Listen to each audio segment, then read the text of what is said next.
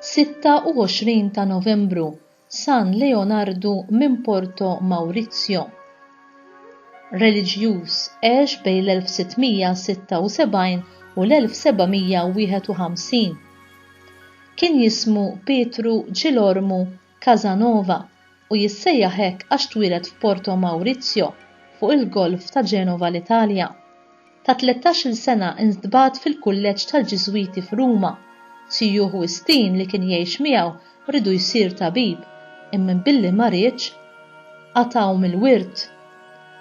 Ta' 21 sena fl-1697 ingħaqad mal-Franġiskani tal-Osservanza Stretta f'Ponticelli u ħalli isem ta' Leonardo.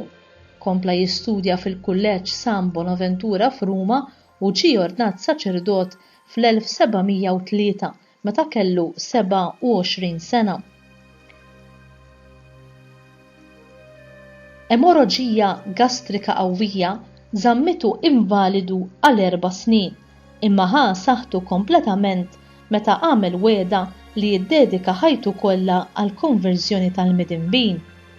Mar fil-monasteru ta' San Francesco del Monte, Firenze, fl-1709 u minn hemm beda l-missjonijiet tiegħu li kellhom suċċess kbir. Għal 44 sena ta' missjonijiet mal-Italja kollha tan-nofs u t'isfel u kien jippredika lill-eluf fil-pjazzett. Mhux biss irnexxielu jikkonverti midinmin kbar, imma wkoll jirrikonċilja partiti li kienu spiss fi ġlied bejniethom u jerġa' jqajjem il-ħeġġa reliġjuża tal-poplu kollu u xerret id-devozzjoni lejn it-tnissir bla teba ta' Marija, l-adorazzjoni tas-sagrament tal-artal, il-qima lejn il-qalb ta' Ġesu u b'mod speċjali id-devozzjoni tal-Via Sagra. Huwa waqqaf mhux anqas minn 571 stazzjon tal-Via Sagra fl-Italja, fosthom sett fil-Kolossew Ruman, darba ta' missjoni ta' ġimagħtej fi Pjazza Navona, Ruma li għaliha attenda il-Papa bil-kulleġġ tal-Kardinali. Fl-1744 Papa Benedittu XIV bagħtu jippredika missjoni u jġib il-paċi fil-Korsika. Imma l-ħidma tiegħu hemmhekk ma kellix suċċess għax in-nies ta' Korsika ħarsu lejh aktar bħala għodda politika f'idejn il-Ġenoveżi li kienu jokkupaw il-gżira milli bħala missjonarju. San Leonard ħalla għad kbir ta' kitbiet spiritwali bħala gwida għal missjonarji u għal lajċi li jimlew 13 il-volum u li ġew stampati diversi drabi u tradotti bil-sna oħra.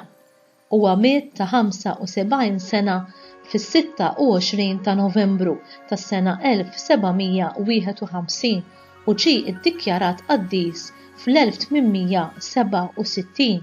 Huwa patrun tal-missjonijiet parrokkjali.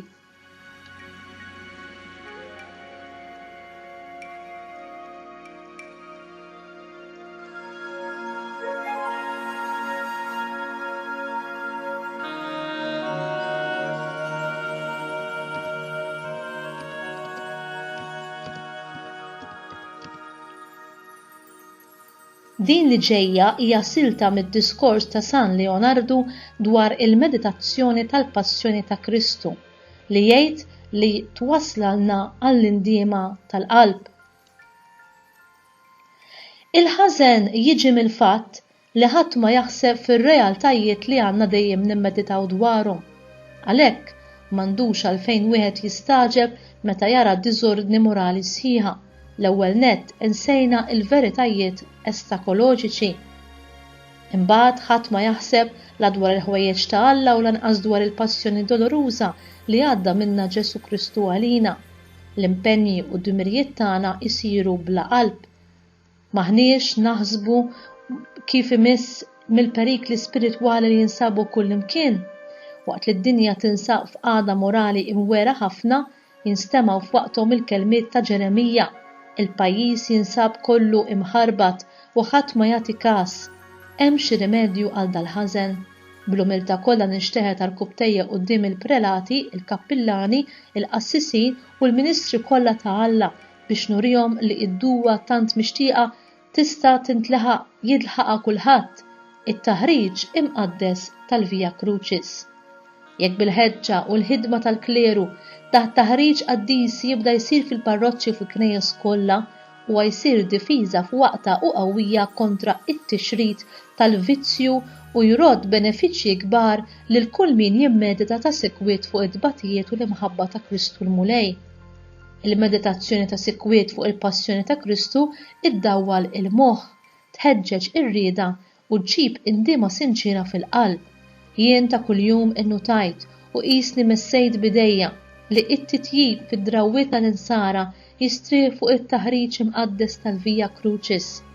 Dan it-taħriġ huwa duwa kontra l-vizzi, waqfa kontra l-passjonijiet, tħeġġiġ f'waqtu għal ħajja qaddisa u virtuża. Jekk il-passjoni ħarġa ta' Kristu nżommuha ħajja quddiem għajnejna daqs li kieku mnaqxa fil-ewda, imdawlin b'dawl hekk qawwi aħna ma nkunux nistgħu ma nobodux il-għajb u djufija ta' ħajjitna. Nibdew inħossu ġofina li għandna nwieġbu b'imħabba kbira għall-imħabba ta' Kristu u li għandna nilqgħu bil-ferħ it-toqol ta' din il-ħajja li minnu ma nistgħux naħarbu. U dan li ġej huwa kliem il-Papa Franġisku liż-żgħażagħ fid-29 ta' Lulju tas-sena 2016 dwar it-triq tas-salib ġifieri Via Crucis.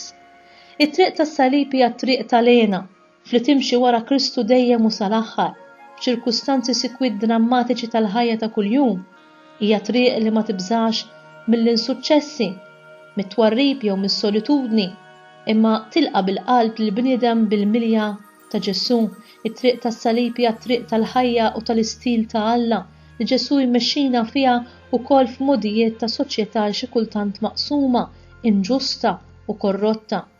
It-triq tas-salib mhijiex drawwa sado-mażochista, biss it-triq tas-salib teleb id-dnub, il-ħażen u l-mewt, għaliex twassal għad-dawl jiddi tal-qawmien mill-imwiet ta' Kristu u tiftaħ il-bibien għal ħajja ġdida u mimlija. Hija triq tat-tama u tal-futur. Min jgħixha b'ġenerożità, jimxiha b'ġenerożità u bil-fidi, jagħti tama lill-futur u lill-umanità. Min jimxiha b'ġenerożità u bil-fidi jiżra t-tama u jien irrid li intom tiżraw it-tama. Tajjeb li nitolbu din it-talba wisq prezzjuża u ta' benefiċċji kbar għar-ruħ tagħna ta' spiss, forsi fil-jum tal-ġimgħa, jew l-aktar fejn l-aktar infakru il-passjoni ta' Ġesu. Jeżistu wkoll diversi videos bil-Malti dwar il-Via Sagra, Via Sagra ma' Father Hayden, Via Sagra għal bżonnijiet tas-saċerdoti u oħrajn.